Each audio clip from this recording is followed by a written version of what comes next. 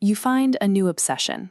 You buy the gear, study the basics, and start seeing progress.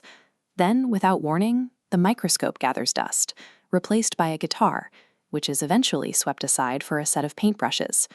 Most of the world views this as a failure of character.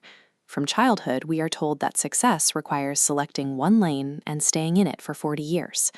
Albert Einstein famously suggested that judging a fish by its ability to climb a tree leaves the fish believing it is stupid. Modern schools and workplaces use that exact tree to measure every different type of mind. When a wide-ranging mind is forced through this single vertical filter, the person often concludes that their brain is broken. Psychology identifies this specific neurological profile as the M-type, or multipotentialite. These are individuals biologically designed to develop multiple varied potentials.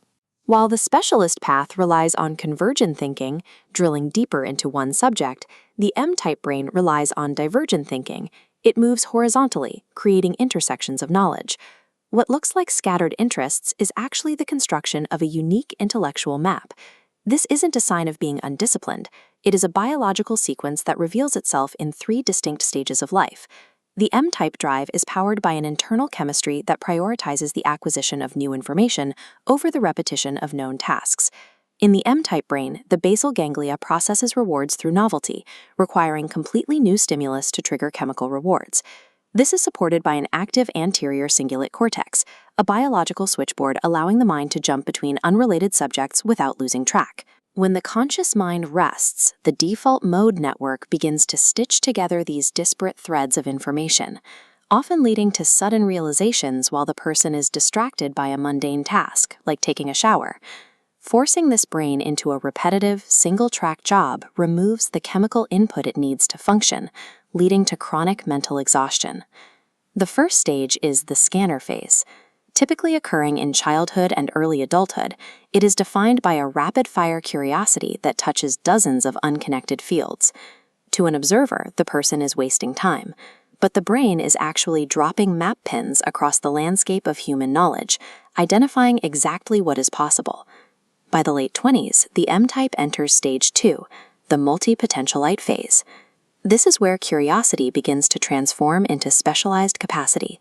Most of those early interests are archived as the person begins to focus intensely on 3 or 4 core overlapping fields. They now apply the data gathered during the scanner phase to identify patterns and solutions that a single discipline expert would likely overlook. The years spent quitting hobbies were actually a necessary investment, providing the broad database required for high-level problem solving. Finally, the M-type reaches stage 3, the polymath. Peaking around age 40, this is when the person synthesizes their diverse skill sets to deliver their most significant work. Leonardo da Vinci is the classic example, remembered almost exclusively as a master of fine art. But the precision of his art was only possible because he integrated it with an obsessive study of human anatomy and mechanical engineering. Albert Einstein reached the heights of physics, yet he consistently cited his deep connections to music and philosophy as the tools that allowed him to visualize his theories.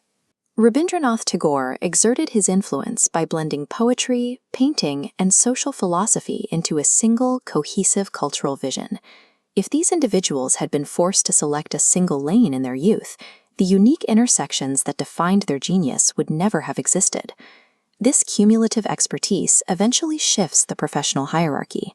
By midlife, the polymath's ability to see the big picture often moves them into leadership roles, where they coordinate the very specialists who once criticized their lack of focus. This is why we must stop trying to squeeze a divergent, novelty-seeking brain into a convergent, predictable box. As a parent or educator, stop asking why an M-type quit their last project. Ask them how their new interest connects to their old ones. This constant hunger for new data is a mechanism for spotting broad patterns that remain invisible to a more narrow, specialized gaze. The perceived lack of focus in an M-type mind is a sign of active assembly, the patient collection of the diverse pieces needed to build something original.